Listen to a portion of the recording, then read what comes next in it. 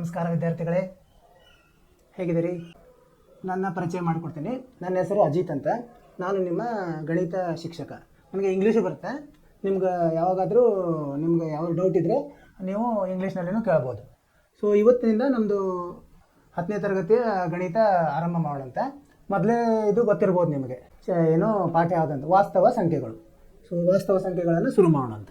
ವಾಸ್ತವ ಸಂಖ್ಯೆಗಳು. ಸೊ ಇದು ನಿಮ್ಮ ಪರೀಕ್ಷೆಗೆ, ವಾರ್ಷಿಕ ಪರೀಕ್ಷೆಯಲ್ಲಿ 4 ಅಂಕಗಳ ಪ್ರಶ್ನೆ ಇರ್ತದೆ. ಇಲ್ಲಿ 3 ಅಂಕದ್ದು ಒಂದು ದೊಡ್ಡ ಪ್ರಶ್ನೆ, ಒಂದು ಅಂಕದ ಒಂದು ಪ್ರಶ್ನೆ ಇರ್ತದೆ. ಇದು ಸಾಮಾನ್ಯವಾಗಿ ಬಂದೇ ಬರ್ತದೆ. ಸೊ ನೀವು ಇದರಲ್ಲಿ ಪರ್ಫೆಕ್ಟ್ ಇದ್ರಂದರೆ 4 ಮಾರ್ಕ್ಸ್ ಗ್ಯಾರಂಟಿ. ಓಕೆ. ಸೊ ವಾಸ್ತವ ಸಂಖ್ಯೆಗಳು, ನೀವು ಇದನ್ನು 9ನೇ ತರಗತಿಯಲ್ಲಿ ಕಲ್ತಿರ್ಬೋದು. ವಾಸ್ತವ ಸಂಖ್ಯೆಗಳಂದ್ರೆ ಏನಂತ. ಸೊ ಇದು ವಾಸ್ತವ ಸಂಖ್ಯೆಗಳಂದ್ರೇನು? ನಿಜವಾಗಿ ಇರೋ ಸಂಖ್ಯೆಗಳು. ಅಂದರೆ ಈಗ ನಿಜ ಅಂದ್ರೇನು? ನಾವಿದ್ದೀವಿ ಇಲ್ಲಿ, ಅದು ನಿಜ. ನೀವು ಅಲ್ಲಿದ್ದೀರಿ, ನಿಜ. ಸೊ ನಮ್ಮ ಸುತ್ತಮುತ್ತ ಇರೋ ನೇಚರು ಎಲ್ಲ ಅಥವಾ ನಿಸರ್ಗ ಎಲ್ಲ ಇದೆ. ಸೊ ಅದು ವಾಸ್ತವ. ವಾಸ್ತವ ಅಂದರೆ ನಿಜ ಸಂಖ್ಯೆಗಳು. ಸೊ ಅಂದರೆ ನಾವು ಹೆಂಗೆ ಇದನ್ನು ಎಕ್ಸ್ಪ್ಲೇನ್ ಮಾಡ್ಬೋದು ಅಂದರೆ, ಹೇಳ್ಬೋದಂದರೆ, ಯಾವುದು ನೀವು ಒಂದು ಇದನ್ನು ಸಂಖ್ಯಾರೇಖೆ ಕಲ್ತಿರ್ಬೋದು. ಸಂಖ್ಯಾರೇಖೆ ಅಂದರೆ ನಾವು ಇಂಗ್ಲೀಷ್ನಲ್ಲಿ ಏನಂತೀವಿ ಅದಕ್ಕೆ? ನಂಬರ್ ಲೈನ್ ಅಂತ ಹೇಳ್ತೀವಿ. ಸೊ ನಂಬರ್ ಲೈನ್, ಅದರ ಮೇಲೆ ಯಾವ್ಯಾವನ್ನು ನಾವು ಗುರುತಿಸ್ಲಿಕ್ಕೆ ಸಾಧ್ಯ ಇದೆಯೋ ಅವೆಲ್ಲ ವಾಸ್ತವ ಸಂಖ್ಯೆಗಳು. ಸೊ ನಂಬರ್ ಲೈನ್ ಅಂದರೆ ಹೇಗಿರುತ್ತೆ ಅಂದರೆ ಸಂಖ್ಯಾರೇಖೆ. ಸಂಖ್ಯಾರೇಖೆ ಅಂದರೆ ನಾವು ಒಂದು ಈ ಥರ ಅಡ್ಡಗೆರೆ, ಸೊ ಎಡಗಡೆ ಋಣಾತ್ಮಕ ಸಂಖ್ಯೆಗಳು ಎಲ್ಲಿವರೆಗೆ? ಅನಂತ. ಅನಂತ ಅಂದ್ರೇನು? ಇನ್ಫಿನಿಟಿ. ಸೊ ಇಲ್ಲಿ ಮಧ್ಯದಲ್ಲಿ 0, ಆಮೇಲೆ ಎಡಗಡೆ ಈ ಥರ ಇರುತ್ತೆ. ಇದು ಋಣಾತ್ಮಕ ಅನಂತ, ಇನ್ಫಿನಿಟಿ. ಇಲ್ಲಿ ಪಾಸಿಟಿವ್ ಅಂದರೆ ಧನಾತ್ಮಕ ಸಂಖ್ಯೆ. ಧನಾತ್ಮಕ ಸಂಖ್ಯೆಗಳು ಬಲಗಡೆ ಇರ್ತದೆ. ಓಕೆ. ಸೊ ಇಲ್ಲಿ 1, 2, 3, 4 ಈ ಥರ ಹೋಗ್ತದೆ. ಈ ಕಡೆ ಏನಾಗುತ್ತೆ? ಈ ಥರ ಹೋಗುತ್ತೆ. ಸೊ ಈ ಸಂಖ್ಯಾ ರೇಖೆಯಲ್ಲಿ ಯಾವುದನ್ನು ನಾವು ಗುರುತಿಸ್ಲಿಕ್ಕೆ ಸಾಧ್ಯತೆ ಅವೆಲ್ಲ ವಾಸ್ತವ ಸಂಖ್ಯೆಗಳು. ಸೊ ಆಮೇಲೆ ಇದನ್ನು ಮತ್ತೆ ನಾವು ಹೇಗೆ ಇದರಲ್ಲಿ ಬೇರೆ ಬೇರೆ ಪ್ರಕಾರಗಳಿವೆ, ನೀವೆಲ್ಲ ಕಲ್ತಿದ್ದೀವಿ. ಹಾಗೆ ಈಗ ಪರಿಚಯವನ್ನು ಕೊಡ್ತಾ ಇದ್ದೀನಿ, ಅದನ್ನು ಪರಿಚಯ ನೋಡಿ. ಸೊ ಇದರಲ್ಲಿ ಏನೇನು ಬರುತ್ತೆ ವಾಸ್ತವ ಸಂಖ್ಯೆಯಲ್ಲಿ? ಮೊದಲೇದು ನೈಸರ್ಗಿಕ ಸಂಖ್ಯೆಗಳು. ನೈಸರ್ಗಿಕ ಸಂಖ್ಯೆಗಳು. ನೈಸರ್ಗಿಕ ಅಂದರೆ ಇಂಗ್ಲೀಷ್ನಾಗ ನ್ಯಾಚುರಲ್. ನ್ಯಾಚುರಲ್ ಅಂದರೆ ನೀವು ಕೌಂಟ್ ಮಾಡ್ತೀವಿ, ಅಂದರೆ ಎಣಿಸ್ತೀವಿ. ಎಣಿಸೋಕೆಲ್ಲ ನೈಸರ್ಗಿಕ ಸಂಖ್ಯೆಗಳು. ಯಾವ ಬರ್ತವೆ ಅದರಲ್ಲಿ? 1, 2,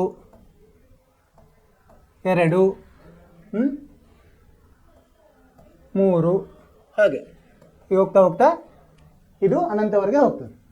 ಅದರಲ್ಲಿ ನೈಸರ್ಗಿಕ ಸಂಖ್ಯೆ. ಮುಂದಿನ ಯಾವ್ದು ಬರುತ್ತೆ? ಪೂರ್ಣ ಸಂಖ್ಯೆ. ಪೂರ್ಣ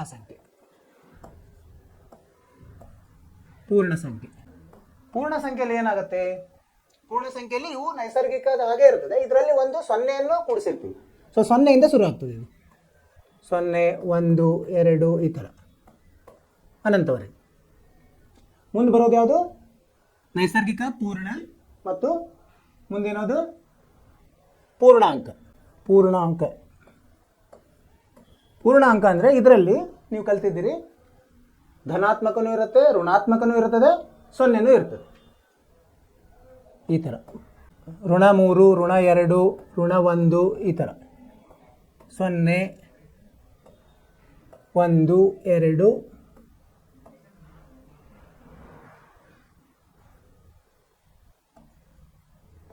3 ಹೀಗೆ 2, 3, 2 ಬಿಟ್ಟಿದ್ದೀನಿ, ನಡೆಯುತ್ತೆ. ಸೊ ಇವನು 2 ಈ ಕಡೆ ಋಣಾತ್ಮಕವಾಗಿ ಅನಂತ ಸಂಖ್ಯೆ, ಧನಾತ್ಮಕವಾಗಿ ಅನಂತ ಸಂಖ್ಯೆ. ಈಗ ಯಾವುದಾದ್ರು ನೈಸರ್ಗಿಕ ಆಯಿತು, ಪೂರ್ಣ ಆಯಿತು, ಪೂರ್ಣಾಂಕ ಆಯಿತು. ಈಗ ಮುಂದಿನದು ಯಾವ್ದು ಬರ್ತದೆ? ಭಾಗಲಬ್ಧ ಸಂಖ್ಯೆ.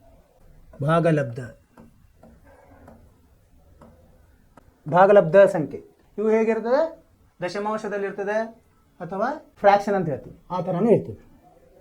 ಇವು ಹೇಗೆ? ಇವಕ್ಕೆ ಯಾವು? ಸೊ ಇಲ್ಲಿ ಯಾವ ಅಂಕೆಗಳನ್ನು ಮೇಲಿಂದ ಏನಂತೀವಿ ನಾವು, ಅಂಶ ಮತ್ತು ಛೇದದಲ್ಲಿ ಏನಿರ್ತದೆ? ಎರಡೂ ಪೂರ್ಣಾಂಕ ಇರಬೇಕು. ಆಮೇಲೆ ಛೇದ 0 ಇರಬಾರ್ದು. ಅವಕ್ಕೆಲ್ಲ ಭಾಗಲಬ್ಧ ಸಂಖ್ಯೆ. ಅಂದರೆ ನೀವು ಯಾವ ಸಂಖ್ಯೆಯನ್ನು P/Q ರೂಪದಲ್ಲಿ ಹೇಳಲಿಕ್ಕಾಗತ್ತೆ, ಮತ್ತು Q 0 ಇರಬಾರದು. ಸೊ ಇವೆಲ್ಲ ಭಾಗಲಬ್ಧ ಸಂಖ್ಯೆ. ಈಗ ನಾವು ಯಾವ್ಯಾವ ಹೇಳ್ಬೋದು? 1/2, 3/4 ಈ ಥರ 1 ಇರ್ಬೋದು, 2 ಇರ್ಬೋದು, 2/1 ಇವೆಲ್ಲ ಏನು ಭಾಗಲಬ್ಧ ಸಂಖ್ಯೆಗಳು. ಮುಂದಿನದು ಯಾವ್ದು ಬರ್ತದೆ? ಅಭಾಗಲಬ್ಧ ಸಂಖ್ಯೆಗಳು.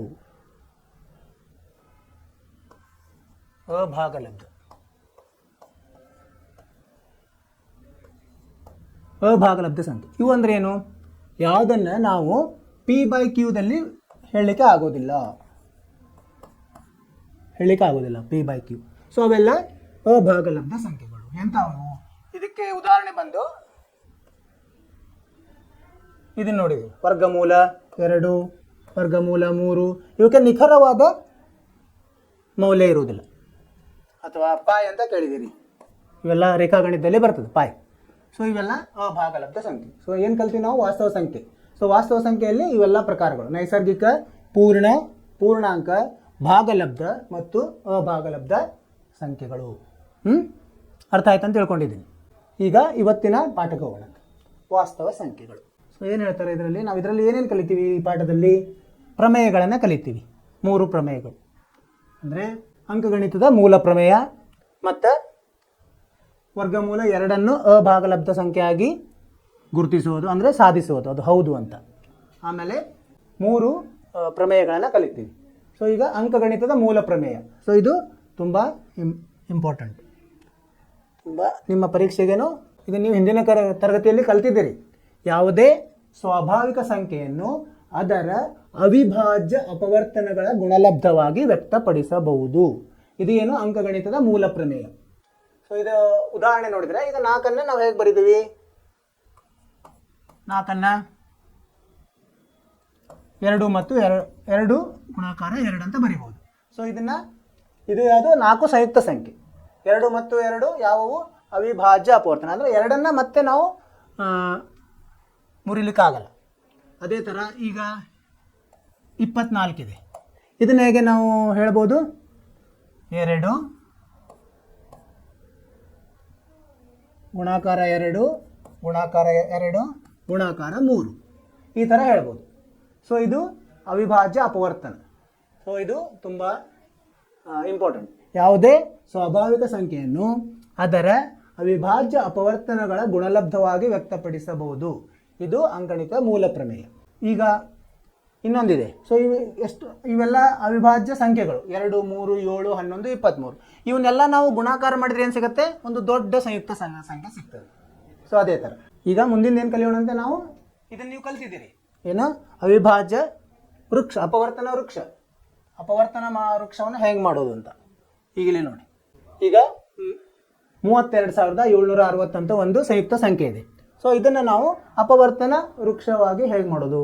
ಸೊ ಮೊದಲು ಅದನ್ನು ಚಿಕ್ಕದಾದ ಅವಿಭಾಜ್ಯ ಸಂಖ್ಯೆಯಿಂದ ಮೊದಲು ಅದನ್ನು ಭಾಗಿಸಬೇಕು. ಯಾವುದದು? 2.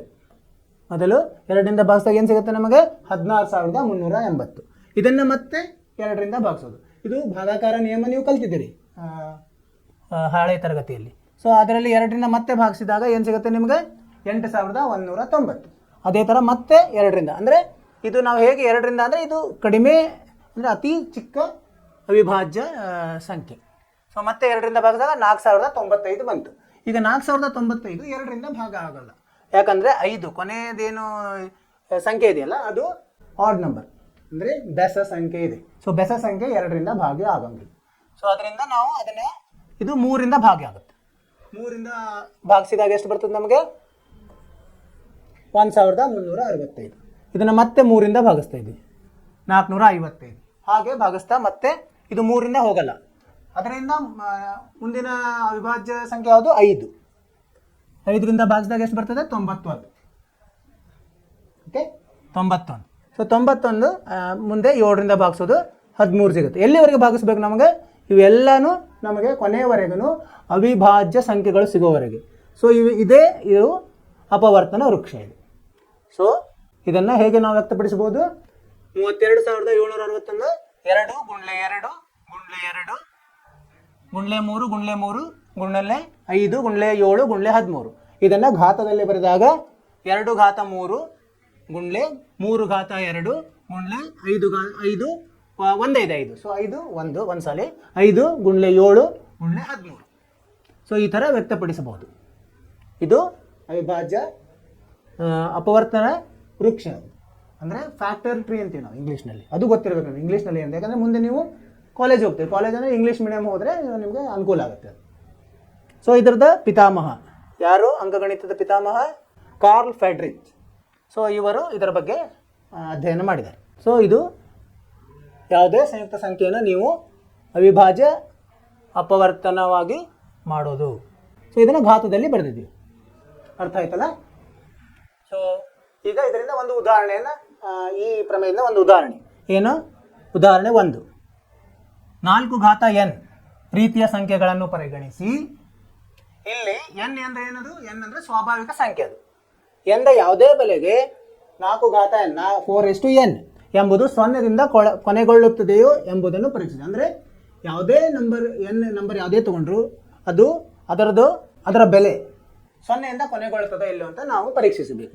ಈಗ ಒಂದು ನಿಮಗೆ ಎಕ್ಸಾಂಪಲ್ ಅಂದರೆ ಉದಾಹರಣೆ ಹೇಳಿದರೆ, n ಇದ್ದಲ್ಲಿ 1 2 ಹಾಕೋಣಂತೆ. 1 ಹಾಕಿದಾಗ ಎಷ್ಟು ಬರುತ್ತೆ? 4 ಬರ್ತದೆ, ಅಂದರೆ 0ಯಿಂದ ಕೊನೆಗೊಳ್ಳಲಿಲ್ಲ. 2 ಹಾಕಿದರೆ ಎಷ್ಟು ಬರುತ್ತೆ? 16 ಬಂತು, ಇದನ್ನು ಕೊನೆಗೊಳ್ಳಲಿಲ್ಲ. 3 ಹಾಕಿದರೆ 64, ಇದು ಬರಲಿಲ್ಲ. ಹೀಗೆ ಹೋಗ್ತಾ ಹೋದರೆ ಕೊನೆಯ ಸಂಖ್ಯೆ ಅದು 0ಯಿಂದ ಹೋಗುತ್ತೆ ಇಲ್ಲ ಅಂಥೇಳಿ ನಾವು ಒಂದು ಉದಾಹರಣೆ ನೋಡೋದು. ಇದನ್ನು ಹೇಗೆ ಮಾಡೋದು? ಸೊ 0ಯಿಂದ ಹೋಗಬೇಕಂದ್ರೆ ಈಗ ಏನಿರಬೇಕು? 4ರ ಅಪವರ್ತನಗಳು ಏನೇನಿರಬೇಕು? 0ಯಿಂದ ಹೋಗ್ಬೇಕಂದ್ರೆ 2 ಮತ್ತು 5 ಎರಡೂ ಇರಬೇಕು. ಸೊ ಆದರೆ 4ಅನ್ನು ಹೆಂಗೆ ಬರಿಬೋದು ನಾವು?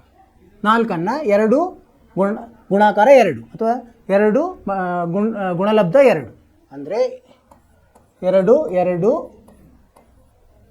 n ಅಂತ ಬರಿಬೋದು. ಇದನ್ನು ಮುಂದೆ ಹೇಗೆ ಬರಿಬೋದು? 2ಅನ್ನು 2 ಸಲ ಗುಣಿಸಿ, ಅಂದರೆ 2 ಘಾತ 2 ಕೌಂಸಲ್ಲಿ n. ಇದನ್ನು ನಾವು ಹಾಗೆ ಬರಿಬೋದು, 2 ಘಾತ 2 n ಬರಿಬೋದು. ಅಂದರೆ 2ರಲ್ಲಿ ಅಪವರ್ತನ ಏನು ಬಂತು? ಕೇವಲ 2 ಇದೆ. ಸೊ ಆದ್ದರಿಂದ 5 ಇರಬೇಕು. ಸೊ 5 ಇಲ್ಲ. ಸೊ 5 ಇಲ್ಲ ಅಂದರೆ ಇದು 0ಯಿಂದ ಕೊನೆಗೊಳ್ಳುವುದಿಲ್ಲ ಇದೆ.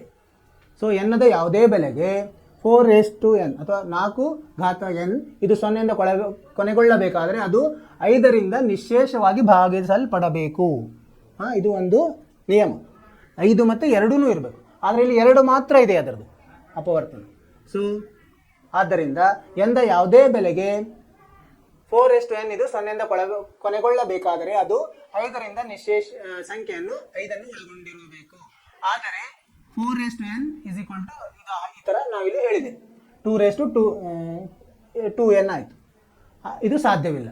ಹೀಗೆ 4 ಘಾತ n ದ ಅಪವರ್ತಿಸುವಿಕೆಯಲ್ಲಿ ಏನಾದರೆ ಒಂದೇ ಒಂದು ಅವಿಭಾಜ್ಯ ಸಂಖ್ಯೆ ಇದೆ, 2, 5 ಇಲ್ಲ. ಸೊ ಆದ್ದರಿಂದ ಇದು 4 ಘಾತ n ಇದು ಏನಾಗಲ್ಲ, 0ಯಿಂದ ಕೊನೆಗೊಳ್ಳುವುದಿಲ್ಲ ಅಂತ ನಾವು ಸಿದ್ಧ ಮಾಡ್ಬೋದು. ಅರ್ಥ ಆಯ್ತಲ್ಲ? ಈಗ ನೀವು ಹಿಂದಿನ ತರಗತಿಯಲ್ಲಿ ಸ ಮತ್ತು ಲಸ ಕಲಿತಿದ್ದೀರಿ. ಲಸ ಅಂದ್ರೇನು? ಲಘುತ್ತಮ ಸಾಮಾನ್ಯ ಅಪವರ್ತ್ಯ. ಲಸ ಅಂದರೆ ಇಂಗ್ಲೀಷ್ನಲ್ಲಿ ಏನಂತೀವಿ ನಾವು? LCM ಅಂತ ಹೇಳ್ತೀವಿ. ಮತ್ತು ಮಸ ಅಂದ್ರೇನು? ಮಹತ್ತಮ ಸಾಮಾನ್ಯ ಅಪವರ್ತನ. ಸೊ ಈಗ ಇದರ ಮೇಲೆ ಒಂದು ಉದಾಹರಣೆ ಇದೆ. ಏನು? 6 ಮತ್ತು 20ರ ಲಸ ಮತ್ತು ಮಸವನ್ನು ಅವಿಭಾಜ್ಯ ಅಪವರ್ತನ ವಿಧಾನದಿಂದ ಕಂಡುಹಿಡಿಯಿರಿ. ಅಂದರೆ ನಾವು ಮೊದಲು ಅವಿಭಾಜ್ಯ ಅಪವರ್ತನಗಳನ್ನು ಕಂಡುಹಿಡಿಬೇಕು. 6ರದ್ದು ಏನೇನು ಅದರ 6ರದ ಅವಿಭಾಜ್ಯ ಅಪವರ್ತನ ಯಾವ್ಯಾವ ಬರ್ತದೆ? 2 ಮತ್ತು 3. 2 ಮತ್ತು 3 ಬಿಟ್ಟು ಬೇರೆ ಯಾವುದಿಲ್ಲ. ಒಂದಿದೆ, ಒಂದನ್ನು ಬರೆಯಲ್ಲ ನಾವು ಯೂಶಲಿ. ಸಾಮಾನ್ಯವಾಗಿ ಒಂದನ್ನು ಅದು ಏನು ಗುಣಿಸಿದ್ರು ಒಂದರಲ್ಲೇ ಎಲ್ಲ ಅದೇ ಬರುತ್ತೆ. ಅದರಿಂದ ಒಂದು ನಾವು ಬರೀಲಿ, ಅದು ಬಿಟ್ಟು ಏನಿದೆ ಅದನ್ನು ಬರೀತೀವಿ. ಈಗ 20ಅನ್ನು, ಸೊ ಇದು 6. 20ರದ್ದು ಏನು ಬರುತ್ತೆ? 2 ಗುಂಡ್ಲೆ 2 ಗುಂಡ್ಲೆ 5 ಅಂದರೆ 2 ಎಷ್ಟು ಸಲ ಬಂತು? 2 ಸಲ ಬಂತು. ಅಂದರೆ 2 ಘಾತ 2 ಇಂಟು 5. ಮುಂದೆ ನೋಡೋಣಂತ. ಈಗ ಮಸ ಲಸ ಹೇಗೆ ಕಂಡುಹಿಡಿಯೋದು? ಸೊ ಮಸ ಅದಂದರೆ ಇದು ಹೇಗೆ ಕಂಡುಹಿಡಿಯೋ ವಿಧಾನ. ಸೊ ಮಸ ಹೆಂಗೆ ಕಂಡುಹಿಡಿಯೋದು? ದತ್ತ ಸಂಖ್ಯೆಗಳಲ್ಲಿ ಅಂದರೆ ಯಾವುದು ಕೊಟ್ಟಿರ್ತಾರೆ ಅತ್ಯಂತ ಕಡಿಮೆ ಘಾತವನ್ನು ಹೊಂದಿರುವ ಪ್ರತಿ ಸಾಮಾನ್ಯ ಅವಿಭಾಜ್ಯ ಅಪವರ್ತನಗಳ ಗುಣಲಬ್ಧ. ಅಂದರೆ ಸಾಮಾನ್ಯ ಅವಿಭಾಜ್ಯ ಅಪವರ್ತನಗಳನ್ನು ತಗೋಬೇಕು, ಅದರಲ್ಲಿ ಕಡಿಮೆ ಘಾತ ಯಾವುದಿದೆ ಅವನ್ನೆಲ್ಲ ನಾವು ಗುಣಿಸಬೇಕು. ಈಗ ನೋಡಿ ಏನಿದೆ, 6 ಮತ್ತು 20ರಲ್ಲಿ ಏನಿದೆ, ಇದರಲ್ಲಿ ಸಾಮಾನ್ಯವಾಗಿ ಯಾವುದಿದೆ, 6ರಲ್ಲಿ ಇದರಲ್ಲಿ 2 ಇದೆ, 20ರಲ್ಲಿ 2 ಇದೆ, ಬೇರೆ ಯಾವುದು ಸಾಮಾನ್ಯ ಇಲ್ಲ. ಸೊ ಹೀಗಾಗಿ ನಾವೇನು ತಗೋತೀವಿ, 2 ಮಾತ್ರ ತಗೋತೀವಿ. ಎಷ್ಟು ಸಲ ಬಂದಿದೆ ಅದು? ಒಂದೇ ಸಲ ಸಾಮಾನ್ಯವಾಗಿ ಬಂದಿದೆ. ಹೀಗಾಗಿ 6 ಮತ್ತು 20ರ ಮಾಸ 2 ಅಂತ ಹೇಳ್ಬೋದು ನಾವು, ಅಲ್ವಾ? ಅದೇ ಥರ ಲಸ ಅದು ಇದು ತುಂಬ ಇಂಪಾರ್ಟೆಂಟ್. ಸೊ ಇದನ್ನು ನೀವು ನೋಡ್ಕೋಬೇಕು ಹೇಗೆ ಕಂಡುಹಿಡಿಯೋದಂತ. ಆ ನಂತರ 6 ಮತ್ತು ಲಸ ಹೆಂಗೆ ಕಂಡುಹಿಡಿಯೋದು? ದತ್ತ ಸಂಖ್ಯೆಗಳಲ್ಲಿನ ಅತ್ಯಂತ ಹೆಚ್ಚು ಘಾತವನ್ನು ಹೊಂದಿರುವ ಪ್ರತಿ ಅವಿಭಾಜ್ಯ, ಪ್ರತಿ ಮಸಾದಲ್ಲಿ ಸಾಮಾನ್ಯ, ಇದರಲ್ಲಿ ಪ್ರತಿ ಅವಿಭಾಜ್ಯ ಅಪವರ್ತನಗಳ ಗುಣಲಬ್ಧ. ಈಗ ಯಾವುದಿದೆ ಇದರಲ್ಲಿ? ಪ್ರತಿ ಅಂದರೆ ಎಷ್ಟಲ್ಲೇ ಬಂದಿದೆ? 2. ಯಾವ್ಯಾವಿದೆ ಎಲ್ಲ ಬರ್ಕೊಳ್ಬೇಕು. 2 ಇದೆ, 3 ಇದೆ, 5 ಇದೆ. ಪ್ರತಿ. ಆಮೇಲೆ ಎಷ್ಟು ಸಾರಿ ಬಂದಿದೆ, ಹೆಚ್ಚಿನ ಸಲ ಎಷ್ಟು ಸಲ ಬಂದಿದೆ ಅದನ್ನು ಹೆಚ್ಚು ಘಾತ. ಸೊ ಇಲ್ಲಿ 6ರಲ್ಲಿ 1 ಸಲ ಬಂದಿದೆ, 20ರಲ್ಲಿ 2 ಸಲ ಬಂದಿದೆ. ಸೊ ಹೀಗಾಗಿ ನಾವು 2 ಘಾತ 2 ಅಂತ ಬರೀಬೇಕು. ಅದೇ ಥರ 3 2 ಸಲ ಬಂದಿದೆ, ಒಂದೇ ಸಲ, ಅದು 6ರಲ್ಲಿ ಮಾತ್ರ ಇದೆ, 3 1 ಸಲ, 5 20ರಲ್ಲಿ ಬಂದಿದೆ, 5 1 ಸಲ.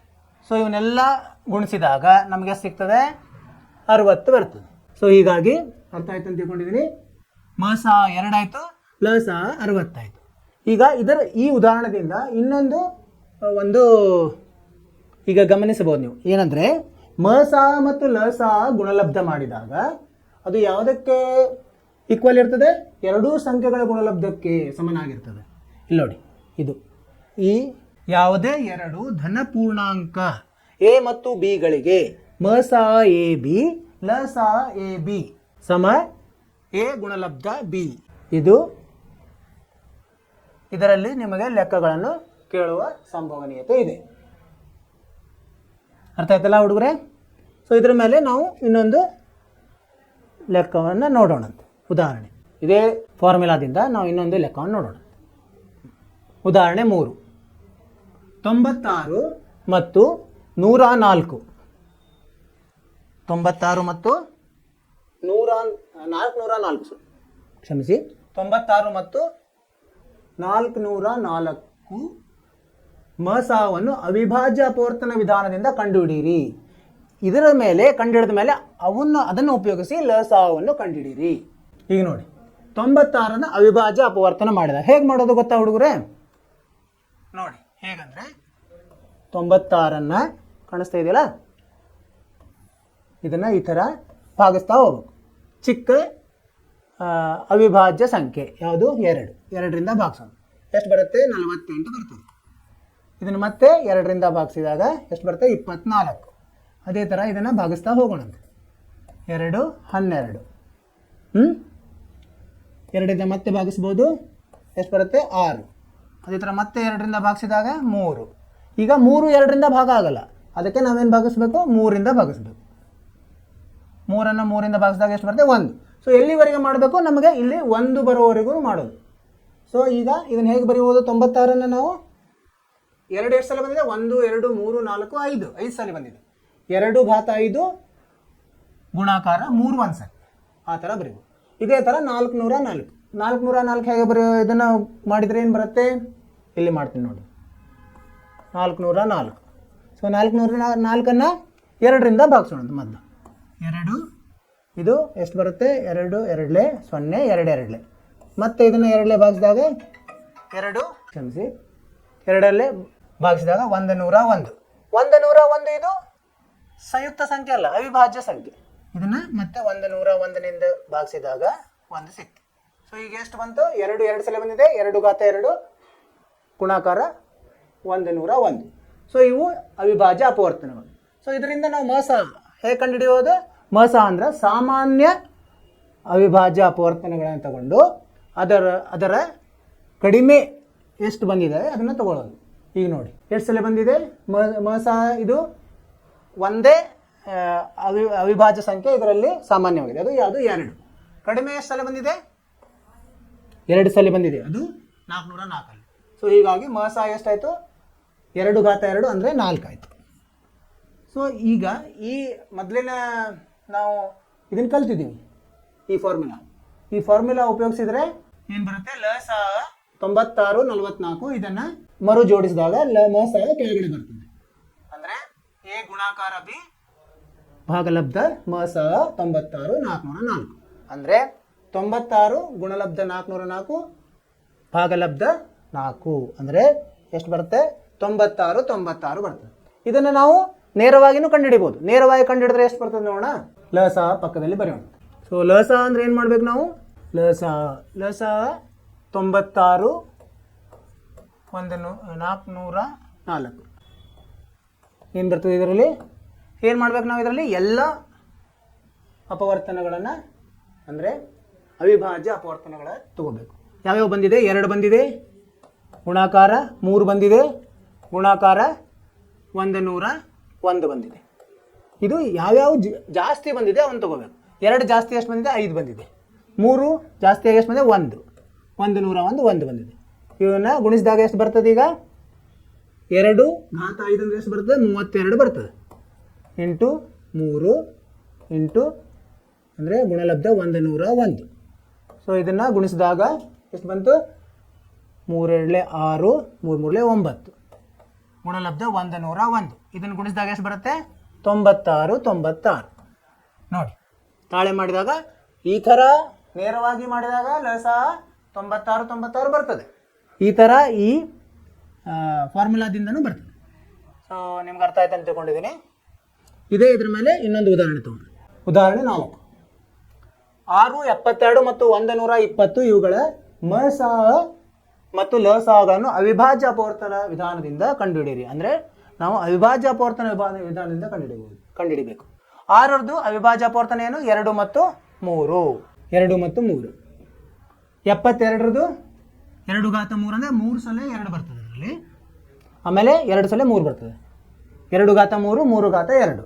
ಹಾಗೆ 120ರದ್ದು 2 ಘಾತ 3 ಗುಣಲಬ್ಧ 3 ಗುಣಲಬ್ಧ 5. ಸರಿ. ಸೊ ಈಗ ಮಸ ಹೇಗೆ ತಗೊಳ್ಳೋದು, ಸಾಮಾನ್ಯ ಯಾವ್ಯಾವ ಇದೆ, 2 ಇದೆ, 3 ಇದೆ, 5 ಇಲ್ಲ. ಸೊ ಅದರಲ್ಲಿ ಕಡಿಮೆ ಬಂದಿರೋದು, ಕಡಿಮೆ ಯಾವುದಿದೆ, 2 1 ಸಲ 6ರಲ್ಲಿ ಬಂದಿದೆ. ಸೊ ಅದನ್ನು ತಗೊಳ್ಳೋಣಂತೆ. ಸಾರಿ, 3 1 ಸಲ ಬಂದಿದೆ, 6ರಲ್ಲಿ ಬಂದಿದೆ. ಸೊ 2 ಮತ್ತು 3 ಗುಣಿಸಿದಾಗ ಎಷ್ಟು ಬರ್ತದೆ ನಮಗೆ, 6 ಬರ್ತದೆ. 6 ಇದರದ ಮಸ. ಅದೇ ಥರ ಲಸ ಹೇಗೆ ಮಾಡಬೇಕು ನಾವು, ಇದರಲ್ಲಿ ಎಲ್ಲ ಅವಿಭಾಜ್ಯ ಅಪವರ್ತನೆಗಳನ್ನು ತೆಗೆದುಕೊಂಡು ಹೆಚ್ಚಿನ ಸಂಖ್ಯೆಯಲ್ಲಿ ಯಾವ್ದು ಬಂದಿದೆ ಅದನ್ನು ತೊಗೊಳ್ಬೇಕು. 2 3 ಸಲ ಬಂದಿದೆ 172ರಲ್ಲಿ. ಸೊ ಅದನ್ನು ತೊಗೊಂಡಿವಿ, ಈಗ ಅದನ್ನು ತೊಗೊಂಡಿವಿ. 3 2 ಸಲ ಎಲ್ಲಿ ಬಂದಿದೆ, ಇಲ್ಲಿ ಬಂದಿದೆ, ಅದನ್ನು ತೊಗೊಂಡಿದ್ವಿ. ಆಮೇಲೆ 5 1 ಸಲ ಇಲ್ಲಿ ಬಂದಿದೆ, ಅದನ್ನು ಇಲ್ಲಿ ತೊಗೊಂಡಿದ್ವಿ. 3 ಗುಣಲಬ್ಧ ಮಾಡಿದಾಗ ಎಷ್ಟು ಬರ್ತದೆ, 360. ಸೊ ಇದು 6 72 120ರದ ಲಸ. ಅರ್ಥ ಆಯ್ತು ವಿದ್ಯಾರ್ಥಿಗಳೇ? ನಾನು ಹೇಳ್ತಿರೋದು ಸ್ಪೀಡ್ ಸರಿಯಾಗಿದೆಯಾ? ಮುಂದೆ ಹೋಗೋಣಂತೆ. ಸೊ ಇದನ್ನು ನಾವು ಈಗ ತಾಳೆ ಮಾಡಿನ ನೋಡ್ಬೋದು. ಆದರೆ 3 ಸಂಖ್ಯೆಗೆ ಇದು ಅದು ಆ ಫಾರ್ಮುಲಾ ಇಲ್ಲಿ ಇದು ಏನು ಅನ್ವಯಿಸಂಗಿಲ್ಲ. ಸೊ ಇದನ್ನು ನೀವು ಮಾಡಿ ನೋಡ್ಬೋದು. 6 × 72 × 120 ಮಾಡಿ ಮಸ ಲಸ ಗುಣಾಕಾರ ಮಾಡಿದ್ರೆ 2 ಒಂದೇ ಆಗುವುದಿಲ್ಲ. ಸೊ ಇದು ಕೇವಲ 2 ಸಂಖ್ಯೆಗಳಿಗೆ ಮಾತ್ರ ಅದು ಅನ್ವಯವಾಗುತ್ತದೆ. ಸೊ ಇನ್ನು ಇವತ್ತು ಇದು ಪಾಠದ ಬಗ್ಗೆ ಕಲ್ತ್ವಿ. ಏನೇನು ಕಲ್ತ್ವಿ ನಾವು? ಮೊದಲ ವಾಸ್ತವ ಸಂಖ್ಯೆಗಳು, ಅದರದ್ದು ಪರಿಚಯವನ್ನು ಮಾಡಿಕೊಂಡ್ವಿ. ವಾಸ್ತವ ಸಂಖ್ಯೆ ಮತ್ತು ನಾವು ಅಂಕಗಣಿತದ ಮೂಲ ಪ್ರಮೇಯ ಅದನ್ನು ಕಲ್ತ್ವಿ. ಮಸ ಲಸ ಬಗ್ಗೆ ಕಲ್ತ್ವಿ. ಸೊ ಇದು ಇವತ್ತು ಕಲ್ತಿರೋ ಒಂದು ಸಂಗತಿ. ಸೊ ಮುಂದಿನ ಕ್ಲಾಸಲ್ಲಿ ನಾವೇನು ಕಲಿಯೋಣಂತೆ ಇದರ ಬಗ್ಗೆ ಅಭ್ಯಾಸ ಮಾಡೋಣ. ಧನ್ಯವಾದಗಳು ವಿದ್ಯಾರ್ಥಿಗಳೇ. ನಾನು ಹೇಳಿರೋದು ನಿಮ್ಗೆ ಅರ್ಥ ಆಯ್ತು ಅಂತ ತಿಳ್ಕೊಂಡಿದ್ದೀನಿ. Thank you.